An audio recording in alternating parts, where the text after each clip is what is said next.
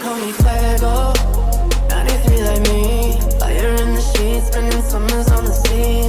Quedo, she throw away home. Bev Hill life on the day. Alright, let's dive on into this. No messing around now. We've had a couple of big games. Gen.G out of the lobby, but in all the right ways, of course, through to the weekend. And they were vying for it too. I mean, we had, what, 2 games where they were on the cusp of it, finally converted in that second that we just saw. So they'll be happy with that, get themselves through. Humble as well in victory, and now looking at what remains, we still have a highly competitive lobby. Plenty of teams who've been posturing up Matrim. Who do you think's next? It is so hard to say. The circles have been so wild today, but in like that very fun way. This is like you're the same type of caster I am. You want a little bit of that chaos coming in with the circles, and we've been getting them so far. The question comes in whenever you look at how teams position around it. And I think that the desk hit on something very interesting, as we've seen a lot of players following up with what they were talking about catching the 9th circle. We've seen that happen a couple of times today, most notably Gen.G on Miramar last time, didn't get the win. Team Liquid regularly had the circles in this last round and didn't get the win. There is a component of just trying to get in position for the late game, but you have to come alive at that later stage and really just start asserting your authority inside of it and start getting the kills.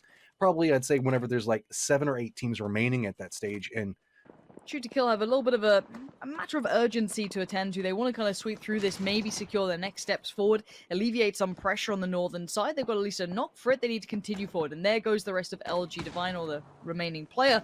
And we said about Burround, where do they take this fight? If they went south, it'd be DXG. If they went a little further north, it'd be on this side. But it's Tiamba taking a bit of a stand back on this. Tiamba on the low ground, though. And Odrada around the backside gets an absolute belter of a shot. Great spray as well, and just completely solidifying position in this eastern slice of the map. Now Burram, though, I think they're down to just 2 here, which could be a problem unto itself, because you've still got Lorena there, you've still got Ents there, and let alone even accounting for how many players might have vision on this. that was absolutely nuts from Nordra. Now Circle has popped. Liquid, decent spot. T1, great spot. Day Trade, good spot. And FaZe, decent spot. Everybody else, time to move into no man's land. This is going to be all of these teams fighting along the edge, because this is a very wide open, centralized circle. So these teams now know they have to make sure that they clear out everything around them, because they're going to be dealing with long-range fights where people are going to be shooting them all the way across the opposite sides of the zones. Furia, last member, I believe, still alive, contesting against DXG. Raspu creeping through the smokes, hoping the fact that maybe DXG gets distracted long enough, or somebody decides to take some shots at them. Raspu does have the stairwell that he can play, but the problem is if he crests up there, people are going to be shooting at him from range. DXG just says, hey, let's not play this smoke game. That's a little bit too much. This isn't even inside the safe zone. Let's just leave the remnants of Furia behind, and that's going to be Raspu going to have to figure out how he wants to play this one. But look at this. DXG stopping before they even come into the zone, and with good reason. DXG can't find anything that's going to work, and that's multiple teams just tearing into them on their approach. Any team that's pre-established in the circle needs to be ready. This was 14 teams in phase 6. Okay, so teams are desperate now. This is the matter of trying to survive the week. Teams turtle down. They're going to keep their heads down as best they can. Liquid getting crashed, but it's going to be a trade out. If he goes down, but Mixie gets one back, that's going to be Burram gone. So Liquid might be able to stabilize, but it's precarious. Look how dangerous this is. So many teams now desperate to find a way forward. This is about throwing in maybe a Freak of Freaks and end Zenith. Shoot to Kill still on the run as well. They're looking towards down one. A continued extended battle through the field. Smoke still kind of littering the path, but it's Soniqs I'm looking at. How do they find a way in? Now, someone like T1 is going to be happy. These nades coming out. Day Trade on the trade. You're going to have Mime sending a couple. The Molly's going to do well to get the flush, and Mime's pushing this. That's a little sketchy here. You're in the open, but I guess dipping into the smoke, hoping for the best. Fuzzface goes down, but not been flushed yet. He's already found H-Win as well. Everyone piling in towards this side of it, and this could be a res coming out soon. Liquid pulling themselves back in. 3 now stand. Soniqs trying to claim this territory. It's not perfect, but it's the best they can grab right now. I feel that's what everybody in the circle is trying to do. They know nothing is good, and they're just trying to gather what scraps they can to survive until the later stages. Shoot to Kill towards the north, starting to get a little bit more control. Ends being caught up in the firefight. It's going to be a Freak of Freaks now. Looks to be the new target. Shoot to Kill might opt into wrap back behind this, finding a very pincer. A Freak of Freaks. Rustamora gets the high ground, looks back down, gets the instant drop on 1, 2, make it 3, and he made that look easy. Look, Rustamar's been knocked a couple of times in this game. If he stays alive a little late game, you get to see the enjoyment of what this player can bring, and same can be said for Rents. However, circle updating in 9 seconds. We've got to see how this compresses now, how this compacts, because T1, yes, they have territory, but hard shifts, I don't...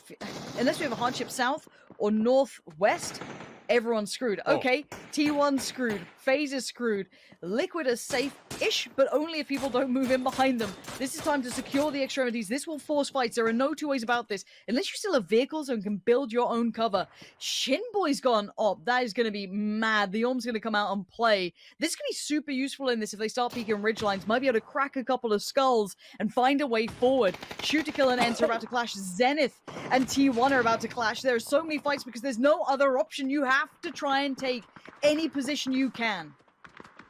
Zenith just making the mad dash while there's a res going on. Star-Lord gets the peek, hits one of them, trying to still hold everything together for his teammate. Back over on the other side of this, you can see it's Ents now finding Shoot to Kill. High ground advantage going towards Shoot to Kill, but they can't connect. Finally gets the knock onto one, but it's Alo, the last one up. Caught up against two members of Ents, gets the drop on one. Squeaky, the last one up. It is a narrow peak battle between them, and somehow Alo holds it together and has to get these reses real fast.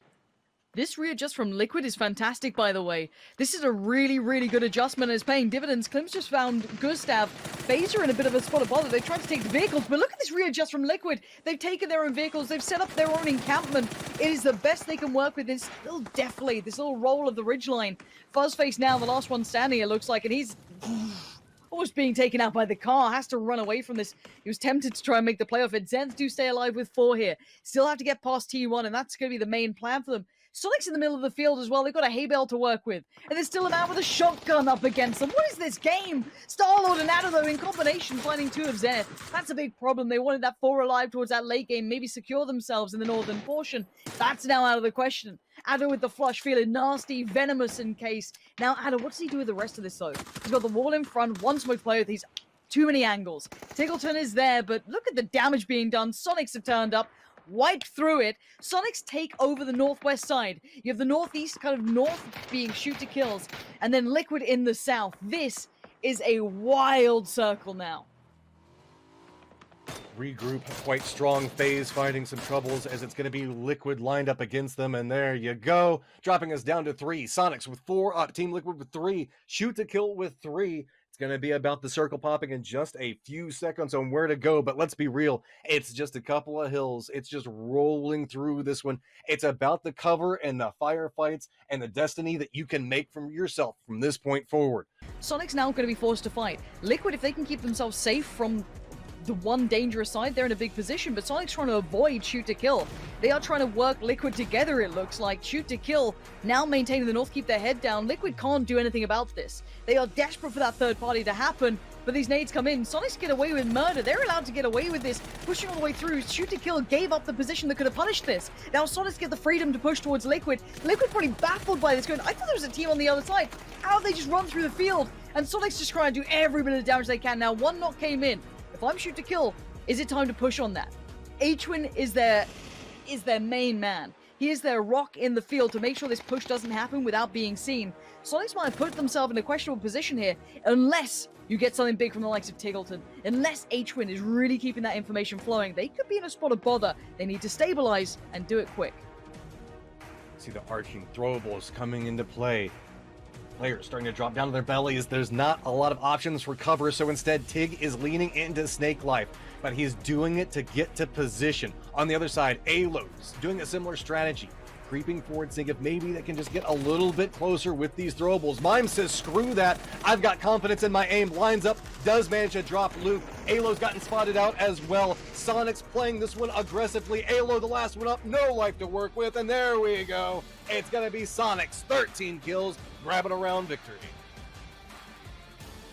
I'm impressed with Soniqs there. They finally, it feels like when everything lines up for them, when it all clicks, their aggression is just perfectly placed. You could see those kind of proactive moves towards that T1 fight to start with. That was great work from them, just kind of sweeping through that, putting themselves in the correct position to go forward.